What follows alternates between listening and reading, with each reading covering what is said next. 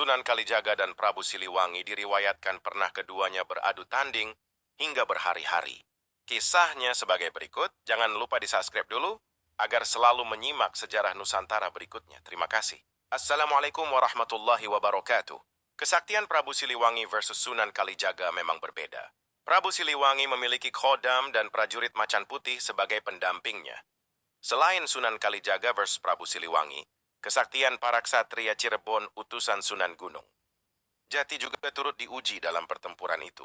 Rupanya pertempuran Sunan Kalijaga versus Prabu Siliwangi tidak seimbang, lantaran kesaktian salah satu wali Songgo tersebut ternyata bukan tandingannya.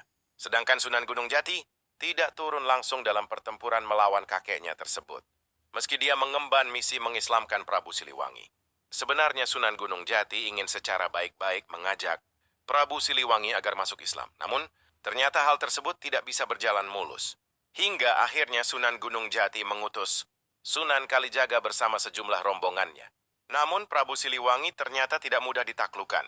Selain sakti mandraguna, juga memiliki kemampuan strategi perang yang amat baik, sehingga benar-benar tidak mudah ditaklukkan.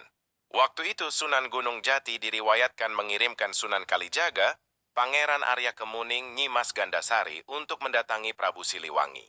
Pertempuran dan adu kesaktian Sunan Kalijaga versus Prabu Siliwangi tidak terelakkan. Namun, rombongan dari Kesultanan Cirebon tersebut berhasil dipukul mundur. Dengan karomah yang dimiliki, Sunan Gunung Jati akhirnya mendapatkan petunjuk bagaimana menaklukkan dan mengalahkan Prabu Siliwangi. Pada akhirnya Prabu Siliwangi dikalahkan.